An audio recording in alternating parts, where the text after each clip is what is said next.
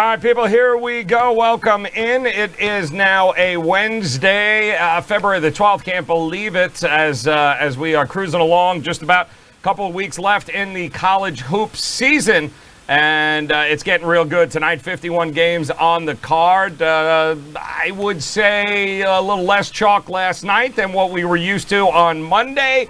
But back at it here today, loaded card, and of course, joined by Ralph Michaels, WagerTalk.com, as well as Drew Martin at SportsMemo.com.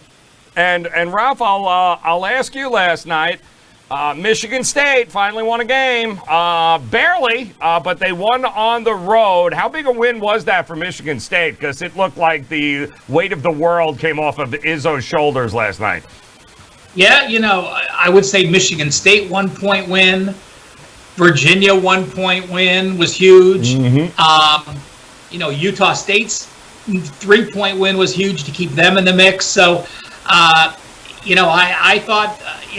thought Michigan State showed that they're still going to be. I mean, if Michigan State wins the Big Ten tourney, no one even blinks an eye. Yep. If Michigan State finishes sixth in the Big Ten tourney, no one blinks an eye. Again, that top to bottom is so tight this year, and that's what makes it so fun. I mean, a team like Illinois is a legitimate team at home. Yep. And Penn State going to Purdue and beating them was even more impressive. Yep. Yeah, and, it was funny, Drew, last night, LSU, god damn, dude. Like, I don't know. I just don't know what to. I don't know what to make of them. They should be winning games by 30 points, and they're not. It's kind of driving me crazy here. But a win's a win, and when you only got about 4 or 5 more conference games to go, every win is important from here on out. Yeah, especially after dropping giving up 99 to Vanderbilt, losing a tough one to Auburn. Yep. And the SEC, it is what it is. You get a team like Missouri, not the Missouri that we knew of old, but they're able to win. They're able to hang on and grab a win and kind of get out of that free fall they were in. So maybe LSU, the Bayou Bengals, can get back on the right track and get a bit into March Madness. Yep, and Ralph, it was funny because a lot of those very public teams the night before. Public didn't do so well last night. They kind of got hammered because even that Michigan State game, they were the public dog, but they didn't cover, man. So that didn't work out all that way. Illinois was getting the 2.5 points, so it didn't work out that way for Michigan State and a couple of other teams. Dayton, by the way, I get it. It's like watching a man among boys. He just continues to impress. It's very impressive what they did to Rhode Island last night. Okay, let me ask you this, Drew and Joe. What was more impressive, Dayton doing that to Rhode Island, or just San Diego State just mauling New Mexico again? Yeah. I mean, how good is our San Diego State and Dayton? I mean, we have Dayton, San Diego State, and Gonzaga, 3 mid-majors probably in the top 6 teams in the country. Amazing. Yep, it really is. And in a wide-open year, Drew, of nothing but parity in college, I get it. When you look back, I think, Ralph, we looked back this morning as far as winners. I mean, it's usually a 1 or a 2 seed, right? National champions usually fall in between 1 and 2 seeds. But I get it. Cinderellas aren't necessarily the way to get to that final 2 or final 4. I think anything can happen this year. It would not at all surprise me, Drew, if we're talking about an 8 seed or a 9 seed or call them Cinderellas, call them what you want. I think it's a hell of a lot more open this year than it has been in years past. I'm right with you, Joe. I think, I've said it on the show a couple times, 20 to 25 teams that I think can make a real run to the Final Four. And you bringing up, the 8-9 seeds possibly making a run. If you're ever going to have a year to kind of pick those type of teams, I think it's this year, man. It's just the parity's there. You can pick a couple of these top teams.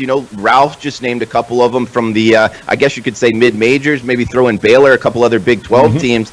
But outside of those top teams, I mean, a lot of teams can make the Final Four this year, in my opinion. I mean, why not Dayton, Ralph? Why not San Diego State? People continue to roll their eyes a little bit when we bring those names up, but why not? Again, if you watch San Diego State, you look at their size, you look at their length, they are a legitimate team. I mean, it is not like, some of those Gonzaga teams of old blowing through the West Coast Conference, not playing anyone in preseason. Right. You understand that. But, Dayton has played the number. I mean, San Diego State's played the number 118 schedule. Gonzaga's played the number 137. So, Dayton's played the number 103. So they're all in that range. Everyone else, any other team that I'm looking at in the top 30, the weakest schedule is 64, and that's Louisville. Wow. Really? Because the ACC's, Right. you play once and the ACC's down. That's so crap, right. everyone is top 64. Right. So those next three teams that we talked about are in the hundreds. So it's not a huge gap. It's not like they're playing 200 schedules. So Right. I think they're going to be worthy of 1 and 2. They're all going to be 1 or 2 seeds. Yep. I think maybe someone falls to a 3 if they get knocked out of their tournament early. But if Dayton runs the table with 2 losses and San Diego State runs the table and being undefeated, they have to be in the top 2 seeds. They better be. That's it. And I'd rather be a 2 seed and stay out west if I'm San Diego State than be a 1 seed and travel out east. So, right? Question. I mean, it's not even close. I'd rather stay to number 2. You know what? Even if you want to drop a game in the tournament, be my guest. Just keep me out west. Don't put me out east. That east bracket is going to be brutal this year. And Ralph, tonight, I mean, it starts. Talk about Big East. We got games tonight to get to. Obviously, Butler and Xavier, Seton Hall, Creighton. Big games tonight. Some of the performances last night, Ralph, that you pulled aside that you want to recognize. What did we have last night? Yeah, guys, sorry, we won't have a sheet the rest of this week. I'm off site, and the files just didn't turn over like I thought they would. But, the upsets, there were 6 total upsets, 4 of them by a dog of 2.5 or more. Eastern Michigan, I think that was their first MAC win against Central Michigan. Penn State against Purdue, NC State against Syracuse, and actually, I'm going to mention a game I lost. I had Kansas State. Oklahoma State knocks them out in the upsets for yesterday. Yeah, absolutely crazy stuff. And you got to be excited tonight, Drew, for what is going to be a hell of a card. And I know, Ralph, of the 51 games, there is definitely a trend or an angle or two that you have pulled out for us. So before we take a look at the market, talk to us. What do we got for TNA today? Okay, let's mention a team called New Orleans, Joe. 21-3 now, over under. We keep talking about them. Our viewers know. But that's a pretty remarkable 24-game stretch going 21-3. Louisiana Lafayette, a team that's in the middle of the Sun Belt. Used to be an elite Sun Belt team. They're not. They are 16-2-1 against the spread on the road. Wow. They just have they have that leadership when they go on the road. They don't fall apart. Mercer is 3-16 over under, so 16 unders and 3 overs their last 19 games. Illinois State, another team on the road that has struggled, going 1-11 ATS. UMass 3-15 against the spread at home. And Kansas, Kansas is a team that, when they travel, they are one of the top road teams. They have 8 straight unders when they're on the road. And again, the game against West Virginia, I can see another under tonight where it could be first team to 60 wins. So, there is a situation I want to bring up too. And, I'm just going to jump this in now if I can while I'm on my database. And, when we talked about team angles, those are team specific, just telling you how a team is playing. When we talk about these situational plays or a system, it's anyone that fits into the system. And it simply says, in February, if you are off a win and you're a home dog of 7 or more, that's it. February, you're off a win, and this time you're a home dog or more, 65.7% against the spread. 2 out of every 3 games have covered with those home dogs off a win. And maybe it's, teams coming in, they know you're probably not a good dog. You're a road favorite of 7 or more. You're in February, so you're in the grinds of the season. Only a smaller conference game tonight fits that bill, but it's certainly easy enough to remember. It's Texas Corpus Christi against FS Austin. They're getting 9 points. And I will say this, on February 6th, Middle Tennessee State fit the system against North Texas. They lost by 5, but they covered by 3.5. Wyoming fit the system against Boise. They lost by 5, they covered by 4.5. Boston College fitted against Duke. They only lost by 8 as a 14.5 point dog. And Gonzaga, San Fran was in this system against Gonzaga, and they won and covered easily as a 10-point dog by 4. So last weekend, the system went a perfect 4-0. So something easy to keep your eye on to help you handicap and moving forward. Yeah, awesome stuff. All right, so let's dive into some of the market here. I don't know why is that. Why am I double hearing myself there, Ralph? I don't double hear you. I'm good on my end. Oh, you are? All right, because I can hear myself twice, but that's okay. No big deal. Let's talk about the market and movers here, guys, today.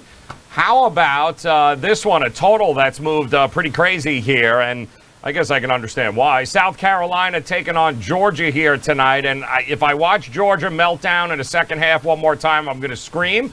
It's only a 2.5 line here, but the total's gone from 151 to 154.5 here, so it does look like Drew, like some people are expecting there to be a lot of baskets in this game between Frank Martin's Carolina and Crean's Georgia Bulldogs here with Anthony Edwards and company, who seems to be the only one who plays in the second half. Yeah, really. I mean, it makes sense, when I think a lot of bettors come into this and they see two teams, at least in the SEC, two of the top pace teams and two in the top in the country. And we've seen it time and time again in college basketball. When neither team is looking to slow it, watch out in terms of number of possessions. This could go north of maybe 75 possessions just in regulation. So it doesn't really surprise me to see some of these numbers really shoot up when you get that type of profile of game, because really, Joe, it's pretty volatile. When you start getting high totals in college basketball, it's not the same move to move, a couple points when the total's, 150-ish. Right. If that total is a Virginia game and it's 110 and it moves a couple points, that's a huge move. It's not necessarily the same. So talking about college basketball totals, man, I would much rather be on the right side. I know getting good numbers is very important across all of sports betting, but college basketball total is the one where I want to be on the right side of that move rather than, worry about a half a point. Ralph? I want to try one more thing on that game. Go ahead. I will say that it's not the perfect storm for me, because yes, they are at pace-wise, they are very fast. But if you look at South Carolina's pace is number 25, but their offense is so fast with 16. Right. Their defense is 311. Frank Martin pressures often, so it takes teams a while to come up the court, and that's something you have to look at. The other thing I want to bring up with South Carolina, you have a situation where their offense is number 127 as far as efficiency goes, and their defense is 65. So I do look for spots with two up-tempo teams, with defenses that don't press and slow the pace, and with offenses higher than defenses as far as efficiency goes. And Ralph, let me add on the fact they both struggle shooting free throws. Yes. Yeah. Also, another good point there too, which is it's going to be a hell of a game, Georgia. If you don't win tonight, I swear to God, I'm putting an X through you for the next 3 years, and that'll be the end. Didn't I just say that? I could have sworn I saw that like last 2 weeks when I watched them melt down against Florida. You stupid. Anyway, we'll move on here. So I got to ask you this. Okay, you marking off teams like this and forgetting you mark them off. Are you like that Geico raccoon commercial? Here, it tastes horrible. Try it again. Listen, the only team I can vote on, and the only team I'm allowed to bet on now at this point is like VMI. It's the only team I haven't crossed off, Ralph. That's it. Everything else is pretty much in the tank here. Talk to me about Auburn, Alabama, Drew. This is a game you and I both know. We kind of laugh. We've talked about these two teams in the past. You want to talk about points, guys. There's a reason why it went from 156 to 161.5. There's going to be points. Talk about tempo. Talk about also Auburn at home. They're getting love on the side. Opened up 6.5. I'm seeing 7.5, and it doesn't look like it's going to go back down. So Auburn's getting all the love. I smell a rat here. To me, I don't know, man. Alabama might be carrying all the value in this play. Oh, all right. Like in the basketball Iron Bowl, like in the dog there, Joe. I like it. But how much higher can it go? Well, it is in Auburn Arena, man. Yep. And I'll tell you, that is a tough place to play. They've done a great job building that arena right there, like in between the dorms. It's beautiful. It's a great atmosphere, and it gets loud as heck. I'll tell you this. Yes, both teams going up and down. Again, kind of same profile of this total. Right. Not really surprised that it's being pushed up. Sidewise, look, Auburn is a team that is not as talented as last year, but they're beating good teams at home. Mm-hmm. I think because of what we're talking about, that home atmosphere. It is a difficult place to play. And, I guess you can throw in the revenge from the last time they played in Tuscaloosa. Right. Auburn was they lost their two games this season in back-to-back games. Alabama and Florida since have righted the ship here, have gotten the ball to kind of bounce their way, Joe. They've won a lot of overtime games, a lot of close games, but it's just not the time to fade Auburn, in my opinion, because they are at home. This is a huge atmosphere game. It's going to be a tough place for Alabama to play. I'm with you in terms of, maybe looking to bet against Auburn in the right situation. I just don't think tonight's the right situation. What do you think of this game, Ralph? It's moving. It's moving quick. I'm going to go the opposite of Drew. And, our job in this show is number one. We want to give you some winners, but we also want to help you become better college basketball handicappers. Mm-hmm. And I'm going to give you another situation. And, the reason I run these situations, it doesn't mean I want to play the game necessarily, but when you think the situation's through, it's things that you remember in the future because of that situation. So here's the situation. The team was at home. Mm-hmm. They trailed by at least 10 points at halftime, and they won the game in overtime. So you have a team that number one, had to have a huge effort in the second half. Then they went to overtime. They had to have a huge effort again in overtime, and they won the game. So what do you think those teams do the next day? Well, logically, I would think that they're a fade situation. Going back since 2010, guys, those teams are 24-43, 35.8% against the spread. That is the situations Auburn's in. Auburn trailed LSU at half. They had a fight in the second half to get back into the game. They had the fight in overtime, and now they're at home again. So there are actually three teams tonight that are in that fade spot. It's Alabama, Rutgers, and Temple. All trailed by 10 or more at halftime in their last game, and all ended up winning the game in overtime in their last game. Well, that's a pretty good situation there, too. And don't forget, guys, I think Auburn also is in a situation. Look at that stretch that they've been here. I mean, you're talking about wins at Mississippi in 2 overtimes, home at Kentucky, at Arkansas, and then home in overtime to LSU. That's a rough stretch as well there, Drew. It's been interesting for Auburn. And it'll be it. Listen, they're getting the love. No, make no mistake about it. The money is coming their way. It's also coming the way of Georgia Tech here, guys. I don't know if you guys have seen this. I'm looking at an opening line of 6.5 against Louisville, and I'm seeing 5.5s in places, Ralph. So apparently somebody's buying Georgia Tech here in a big way, or maybe just a little too overvalued for Louisville in this spot. Well, I actually liked Georgia Tech last week when they went to Pittsburgh, and they didn't play well. But, again, they are clearly a team that plays better at home. You have upperclassmen. I mean, Alvarado, and you have 4 juniors and a senior and Banks. But they just haven't put it together on the road. And their home losses, Duke, Notre Dame, Virginia, I would say Notre Dame is probably the only bad home loss. Right. Louisville, to me, just doesn't get enough credit. I'm a Georgia Tech fan, but I look at Louisville, and this may be the best 3-loss resume there is. You lose to Texas Tech on a neutral setting. You lose to Kentucky on the road in overtime. And your other losses against Florida State, who we saw against Duke, can play with anyone. So, to me, I'm a Georgia Tech fan. I thought I would favor Georgia Tech in this situation with Virginia off the war, with Louisville off the war against Virginia. But Louisville only has Clemson on deck, so I don't agree with this move. I think the line, the line favors me because I like Louisville with the line move. Right. Yeah. And Drew, I mean, listen, I'm looking at close to 80% of the bets are on Louisville, so it's got to be some pros that are hammering it the other way to push it down to Georgia Tech. Yeah, good point, Joe. I mean, I don't always go off of percent of money on a lot of these sites, but you're right. You can go off a percent of tickets and it moving the opposite way, reverse line movement, whatever you want to call it.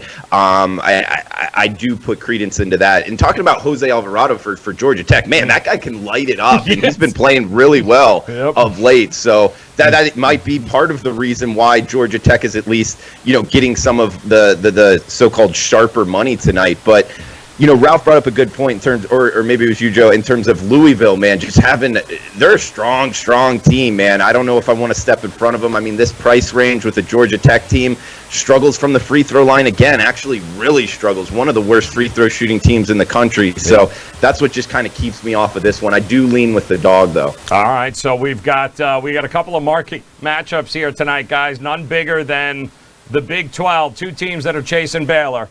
And they are in Morgantown tonight with Kansas taking on West Virginia here. Listen, West Virginia has been really good at home, not so good on the road. Kind of a revenge spot, although they did cover last time they played in Kansas, that being West Virginia. Listen, I'm watching this move. It went from West Virginia getting 1.5, Ralph, to -2 now. So there has certainly been some movement the other way. If West Virginia's going to beat Kansas, they're probably going to beat them tonight, are they not? All right, how about if I say this? There is no way in the world I'm playing against the team with the #1 defensive efficiency. Ooh. Then let me say this. There's no way I'm playing against the team at home with the #2 defensive efficiency. Oh, God. It's going to be a war. I am going to watch. I lean the under. I think this really does lend to, just being a war. You have Baylor at 11-0. You have Kansas at 9-1. West Virginia's back, as you said, sitting at 6-4. Right. They're playing carefree. Listen, you're in the tournament. Right. You're going to have 22 wins. You're going to be a 4 seed, maybe a 5 seed.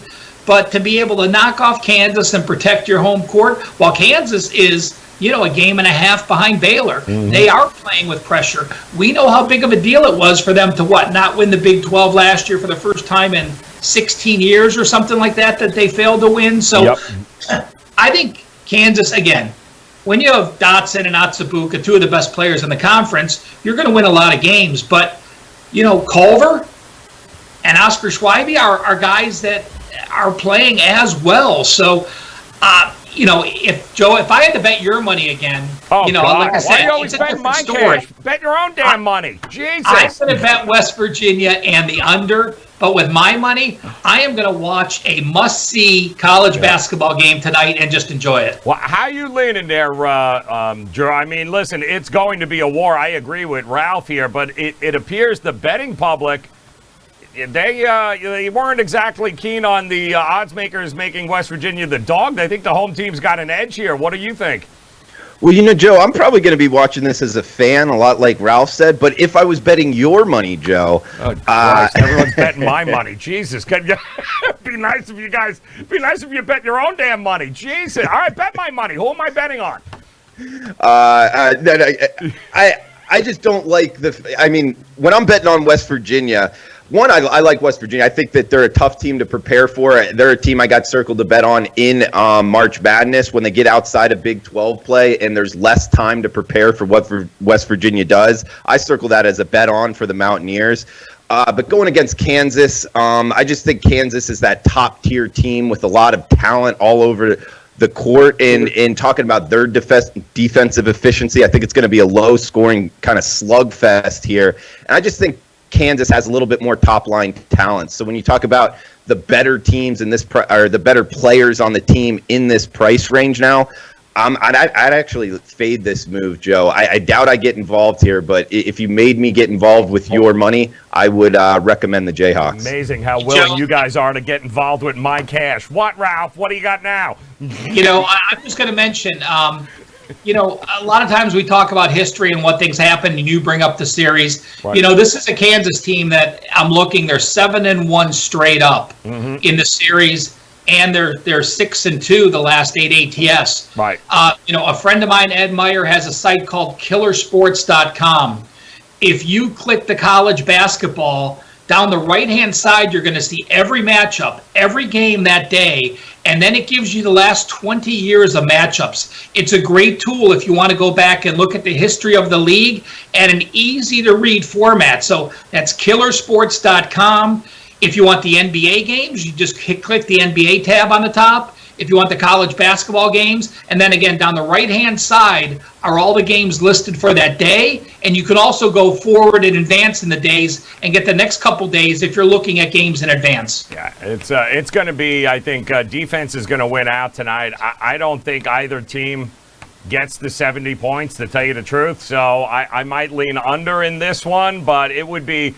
The thing with West Virginia is they have the size, unlike other teams in the Big 12 route, to go up against Azubuike. He's a matchup nightmare for a lot of teams. West Virginia, he's not necessarily going to be a matchup nightmare. So then it's a matter of who do you trust to knock down shots from the outside. West Virginia is 5-1 against the Big 12 this year in Morgantown. So there is a little bit of an advantage to them here, but it's going to be a killer game to watch. That is for sure. And you got another big one, guys, in the Big East here. I don't know. You got two very similar teams. Seton Hall and Creighton are going at it tonight. You got two top 25 teams. Seton Hall at home, laying 6. The total continues to creep up a little bit from 146 to 146.5. So, Ralph, I'll ask you here. We've been big Seton Hall fans, very profitable to back them this year. Miles Powell and company have been really putting it together. This is a tough matchup for them, although they're home, which seemed to have worked out pretty well for them this year.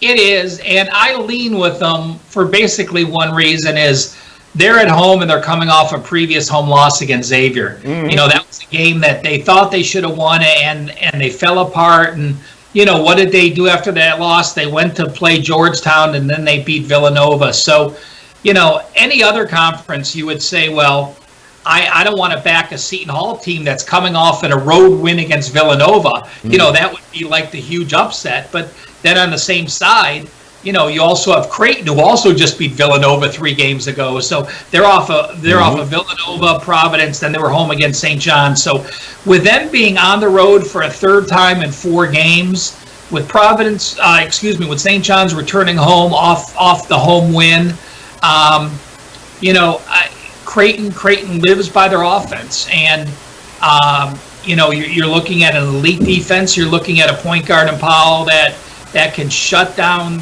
the way Creighton wants to push the ball. And you know, Creighton, number 1, efficient offense. Number 2, they don't make mistakes. They're top 25 as far as turnover percentages goes. So they don't make those mistakes, but they also don't drive much. Their free throws, they don't get a lot of free throws compared to how many shots they get because they don't drive interior. So I think with the matchup, I think Seton Hall's defense stops them from getting inside, puts the pressure on them on the outside. They're quick enough to make them get some pressure on those jump shots. I do like Seton Hall. Yeah, Drew, they got 1 conference loss this year, Seton Hall, and they got potentially the player of the year in Miles Powell. It's 6 points, but, you know, you got to feel confident if you're going to back him and laying it.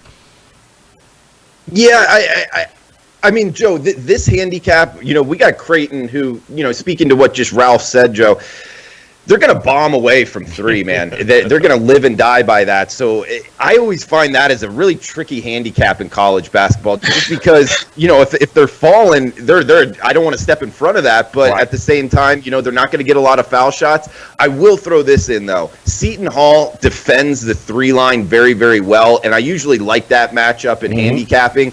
These are 2 teams that I haven't been involved with a lot, haven't seen a lot of their games this season, so I tend to kind of shy away in getting involved. So I'm not involved, but I do lean here with Seton Hall. Going Seton Hall. Yeah, go ahead, Ralph. One of the reasons Seton Hall is a good 3-point defense is because their point guard, Quincy McKnight, is 6'4", And then Powell's 6'2" or 6'3", but he plays so much bigger than that. Yep. And then your backup guards are 6'4", and your small forwards are 6'6". So you have a lot of height on those guards outside. So you're not getting the free looks at the 3-point, and that's why Seton Hall's a top 25 3-point defense. All right. So one final game, guys, that I'm seeing is getting a lot of movement as well, and sticking the Big 12. Talk to me about Oklahoma, Iowa State here in this game, because Oklahoma, as far as it goes, their revenge, are they not at home in this game? I mean, if they turn the ball over way too much, I think last time that they played here, it is a 10.5 number. The total is 144.5. And Drew, I know you're shaking your head here. Oklahoma coming off a really big win at home against West Virginia. Some people would say, you know what? Trap game. Now this has got letdown written all over it after a not a very good Iowa State team. What do you think of this game? Well, Joe, this is a game where when you said Big 12 and a lot of movement, I knew right where you were going, just because this total is kind of going through the floor here. Yep. A lot of it, the main reason Tyrese Halliburton has likely played his last college basketball game, and depending, on what he decides to do next year. But Iowa State, it becomes, as a sports bettor, finding change and then going from this point forward, how are they going to go without their best player, kind of calling the shots here from the point guard position? And obviously the market thinking, less scoring. So jumping on this last night, which glad I did, we're seeing the total really drop here. So I just wanted to kind of comment on why that's happening. I would look towards Oklahoma here. It's just laying doubles gets kind of tricky. So sidewise, I stayed away, but I do like the under. It's the worst defense, Ralph, in the Big 12, that being the Cyclones here. You would think it should be an easy set here for Oklahoma, but I don't know. I mean, they lost in Iowa State at the beginning of January here, so will they? Does it? Lon Kruger got these guys ready, or is it letdown written all over it? There's times where we talk about an injury system or a player gets hurt. I don't want to fade that system. When that player is Tyrese Halliburton. Yeah, you look at the minutes on Iowa State. Halliburton plays 88% of their minutes. He doesn't sit down. And he talked about how his wrist really has been bothering him for a couple weeks. And it really didn't bother his offense, but it bothered his defense because he was afraid to stick his hands out and get those balls whipped into his hands. So he was much more tentative on defense. But you're taking away him. There's only one way I can play, and that's to play Oklahoma. They're going to struggle to find a leader on that board. They're going to struggle for a guy to run the offense through. They're going to struggle bringing the ball up. And, yeah, Oklahoma may be, a poor defense, but I'll take that poor defense with a good offense against an Iowa State team with clearly, he obviously without Zabuki, he's not in that player of the mix. But when he's healthy, when he was healthy last year, you could put him up. You could put him up with any player in the Big 12, and he was really that. He was that good of a player both on the offensive side and defensive side. So for me, there's only one way to go, and that's to fade Iowa State. All right, fading Iowa State in that game, guys, which brings us, of course, to our plays of the day here on the card. Any sort of dog situation or game that you like better than the other? Drew, we'll start with you. SportsMemo.com. Talk to us. Where are you looking on the card here tonight? Well, I like the under in that game we just spoke about. Gave it out to the clients. Unfortunately, it's moved a bunch of points since then. So I don't know.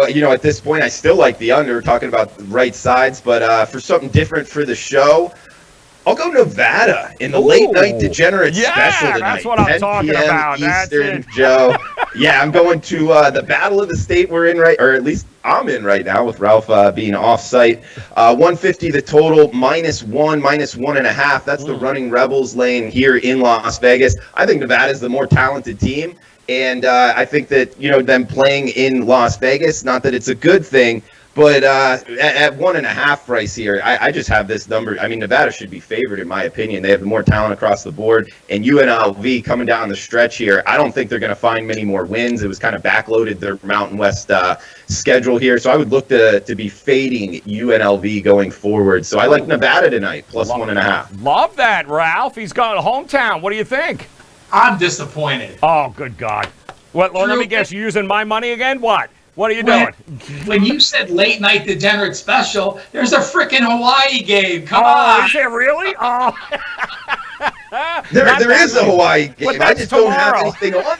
All right, I don't know. I feel a lot more confident in something I'm really betting. That's tomorrow's game, Drew. Don't let him bust your balls. That's tomorrow, all right? That's not tonight. I do love how they put it on the odds screen, though, 11:59. Yeah. I've always kind of respected that. They keep it on, today. Exactly. All right, I have a dog, but it's going to be my best bet as well. I have 3 plays at Wager Talk. This is one of those 3 plays, and it's an under the radar game. But again, I think there's a lot more value in those because you can find situations where people aren't following, and it's game 787, Mercer against Wofford. Mercer's a team that struggled early. Mercer's a team that hasn't been a good team in that conference. They got a couple injured players back. They started changing the lineup and played a couple freshmen. They reeled off 6 straight wins. And now that they're coming off a couple of losses, people think, well, those 6 wins were an anomaly. Well, they weren't. They faced the top 2 teams in the conference, one of them on the road, and they faced the top team, East Tennessee State, at home last time. But that was coming off a game where East Tennessee State had revenge from a home loss from there earlier. So they lost to the number 2 team on the road. They lost to a number 1 team who had revenge for them. Now they're playing a Wofford team who, despite being 8-8 in the conference, has played the weakest schedule. While Mercer, 6-6 in the conference, has played the number 2 schedule in the conference. I think Mercer wins this game outright. A 7.5-point dog, and I'm going to say play a unit on the line and play a unit on the money line. I like that. All right, so there you go, guys. Don't forget sportsmemo.com, wagerdog.com. I would bet, except I don't have any money left because these 2 bet it all here tonight, so I want to thank you both for that. But if I had, or happen to go in the couch cushions and find a couple of extra bucks, Ralph, I'm going to pull a page out of your book. I'm taking Texas A&M as a dog tonight here against Florida. Florida is awful on the road, guys. They're 0-5, first of all, in their last 5 against the number to begin with. Texas A&M, while they're only 5-5 in conference, they seem to really be alternating wins and losses since the beginning of the year, which isn't a bad thing. Plus, they're much better at home. They're 8-4 this season, even though they're only 4-8 against the spread. Very young Florida team on the road seems to be their Achilles heel. We know what Musselman is doing there at Texas A&M. This could be a very overconfident Gators team. Thinks they're going to come in here and have their way with them. As a dog, Ralph, I think Texas A&M's got a live shot here tonight. Well, I'm going to – Buzz Williams at A&M. You said Musselman. Buzz Williams, right. Yes, I'm sorry. Yes. No question. But just so our viewers keep that in mind. Yes. I can tell you why that's a lock, Joe, is because I've used A&M 3 times, and I'm 0-3. I had them against South Carolina. So I guarantee you, the day after I use them, you got a winner. Done. All right, and give me a reason, guys, why – is there any reason why Villanova doesn't win this game at home tonight? They've won 7 out of 10 against – they've kind of owned this series. They're better at finding the open guy. They average more assists per game. The ball movement is better. I don't see the Wildcats losing yet again, especially at home in this spot. I think this is a great bounce back for them. I can't back Marquette in this spot. I think Villanova at home, Marcus Howard and company is going to get it done. Unless I'm missing something, Ralph, it's kind of hard for me not to back Villanova tonight. The funny thing is, I was going to say, when's the last time Villanova lost 3 in a row? That's what I'm saying. It's like, my word. It was last year. Did they really?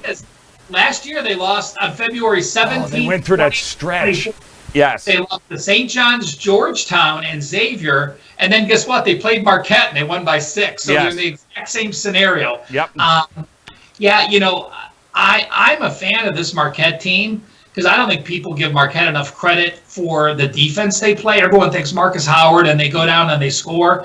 But I agree. If I have Jay Wright and Villanova, and I'm off at home, and I'm off 3 losses, it would be the only way I can go. Yep. Hey, hold on. Can you see who's calling? Oh, good God. Oh, Hakeem Ski. Crawford. So, Oh, look at Ski. Yeah, tell Ski that he's make sure he doesn't miss the NBA show. Hey, Bottom Ski, line you is, are Drew, the plays her boss up of- at sportsmemo.com. Oh, yeah. Got plays up at sportsmemo.com. Looking for some winners tonight. Yes, get it done over there. And I'm telling you, too, on the Iowa State game, the number's not there, but I tend to agree with you that I don't know there's going to be a ton of points in this game in any way, shape, or form. Ralph, he's got his plays up and ready to rock and roll over at wagertalk.com. And Ralph, are you available tomorrow? I know you got a lot of meetings and everything, but are you available tomorrow for this show? Oh, same time, same place. Oh, okay. Hakeem says he loves tonight's card. He is going to have bullet after bullet after bullet on the NBA Live show, Joe. And I'll tell you what, you ready? Here's Hakeem. He's going to come on the show. Take the Lakers. There you go. That's going to be Ski, Laker homer. He's even going to wear his stuff in there. It's crazy. But huge night. 51 games, guys, on the card. Plays are up. Sportsmemo.com with Drew. And, of course, wagertalk.com with Ralph.